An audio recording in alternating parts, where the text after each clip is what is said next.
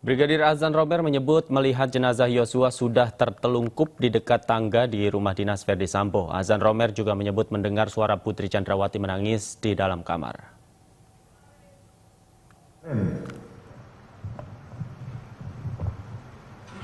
Pada saat korban meninggalkan rumah Saguling, apakah dia menggunakan masker?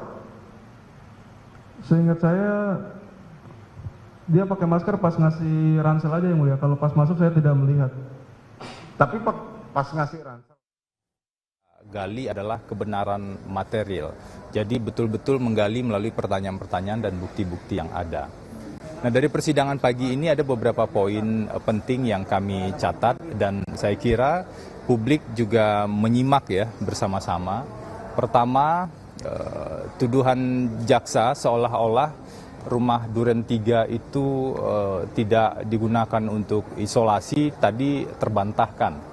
Karena kalau dakwaan kan kita baca seolah-olah isolasi itu hanya kode untuk membawa almarhum J. Itu terbantahkan tadi karena ternyata sebagian ajudan itu justru isolasi di rumah Duren 3. Dan kalau ada pihak-pihak yang mengatakan atau mengarahkan seolah-olah rumah Duren 3 itu tidak pernah digunakan, itu juga terbantahkan.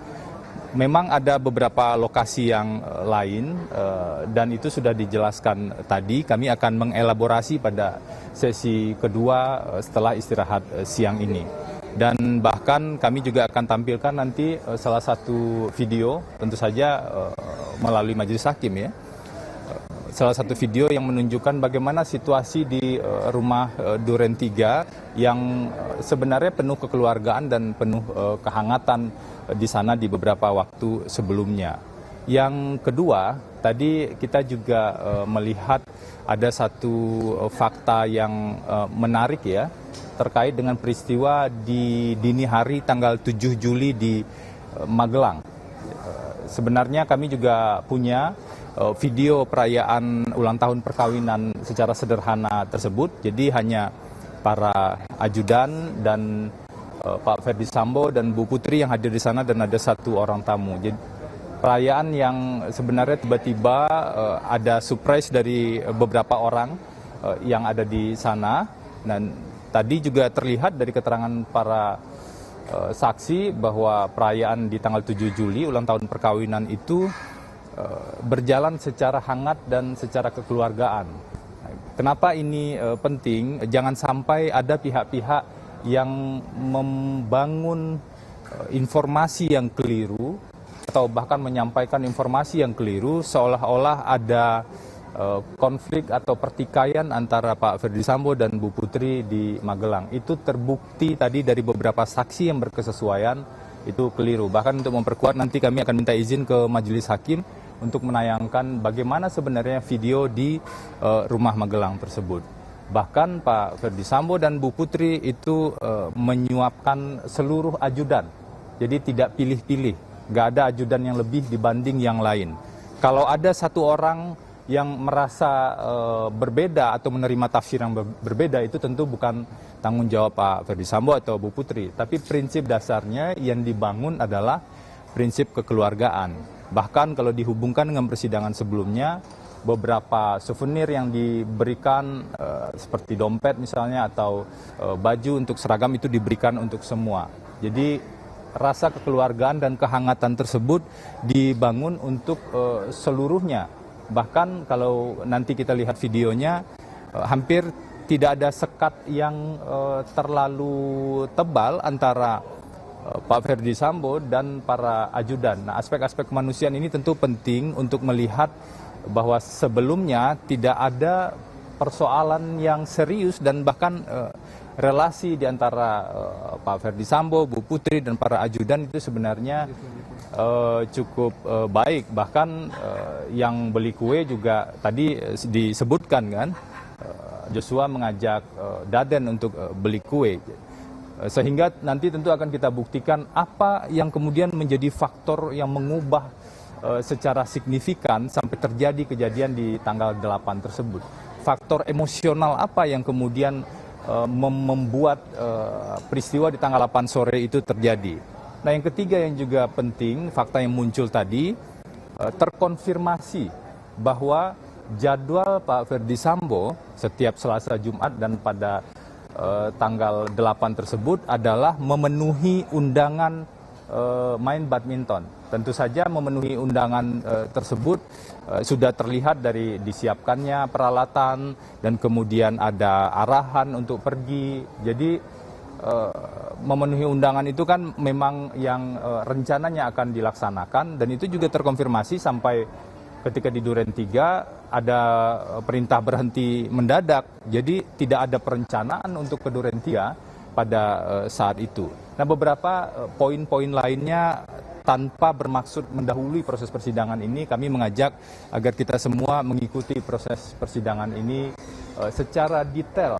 Karena fakta inilah yang akan kita uji. Kita tidak bisa bersandar pada asumsi orang-orang tertentu atau hanya imajinasi pihak-pihak tertentu yang mengklaim misalnya dapat data dari hasil investigasi, dapat data dari pihak intelijen, padahal sebenarnya datanya tersebut tidak valid dan tidak bernilai sebagai bukti. Jadi mari kita hormati proses sidang ini dan melihat bukti-bukti secara detail. Mas Febri, tadi tim penasihat hukum bilang untuk korban Brigadir Yosua ini ada dugaan kecenderungan kepribadian ganda. Kenapa tiba-tiba hal ini disampaikan ke majelis hakim? Jadi tadi ada surat ya yang dibacakan oleh majelis hakim. Kita tentu mengetahui dalam kasus-kasus pidana, khususnya kasus-kasus pembunuhan, ada satu bagian penting yang tidak bisa dipisahkan, yaitu profil dari setiap pihak yang terkait.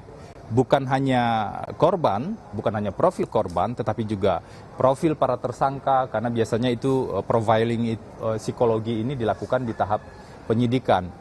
Sehingga perlu menggali itu dalam proses persidangan. Nah, kami memang menyampaikan catatan seperti itu karena sebelumnya ketika kami ingin menggali hal tersebut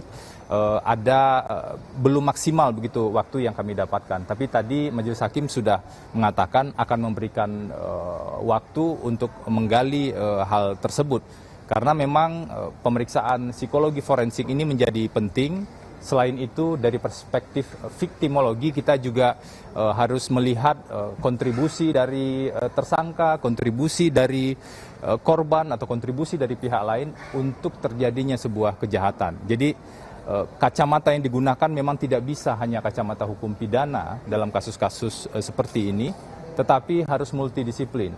Perlu psikologi di sana, perlu viktimologi, perlu kriminologi, dan bahkan perlu bidang studi atau disiplin ilmu yang lainnya yang sudah dilakukan oleh Polri sebagian dengan metode scientific investigation tersebut. Gitu. Jadi sudah Febri untuk ya Mas soal kepribadian ganda ini. Kuasa hukum terkait dugaan kepribadian ganda terkait juga laporan dari terdakwa soal pelecehan. Gini. Kemarin kan kita mendengar bahwa dari perspektif keluarga almarhum J adalah orang yang sangat baik, ya. Kami menghargai hal tersebut karena itu disampaikan dari perspektif keluarga. Kami menghargai sepenuhnya. Tapi apakah kemudian konsisten dengan pendapat atau respon pihak-pihak lain, misalnya teman sekantor atau teman yang berinteraksi dalam pekerjaan, itu kan perlu kita gali. Untuk apa kami menggali itu? Karena kita memang perlu melihat profil masing-masing.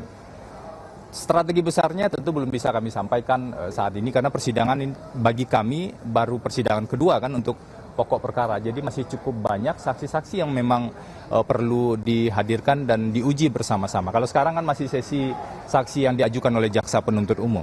Mas Febri, kalau kita melihat kan keharmonisan dari keluarga Ferdy Sambo ditunjukkan oleh video nantinya oleh kuasa hukum kan Mas. Nah, soal pelecehan ini kan Mas Febri sebelumnya mengatakan sudah menyiapkan 4 bukti. Apakah nanti salah satunya akan ditunjukkan video juga terkait dengan pelecehan yang dilakukan Yosua gitu Mas? Ada satu hal yang perlu dipahami, seluruh bukti yang kami sampaikan itu sebenarnya juga sudah dikantongi atau dipegang oleh jaksa penuntut umum.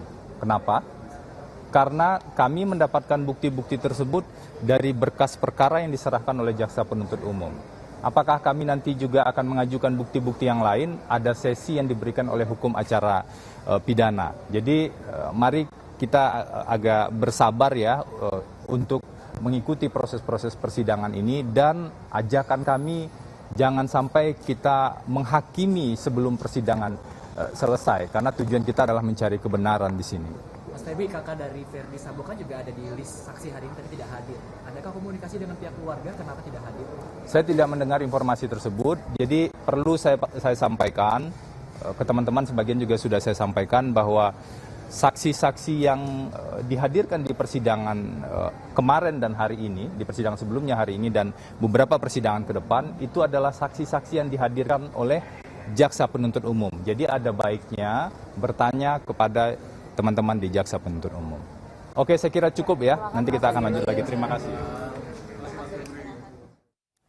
Ya pemirsa, demikian tadi adalah pernyataan dari Febri Diansah, kuasa hukum Putri Chandrawati, yang mengatakan bahwa pihaknya nanti pada sesi persidangan berikutnya, keterangan saksi berikutnya akan lebih mengelaborasi tentang fakta-fakta dan keterangan yang disampaikan oleh para saksi di persidangan.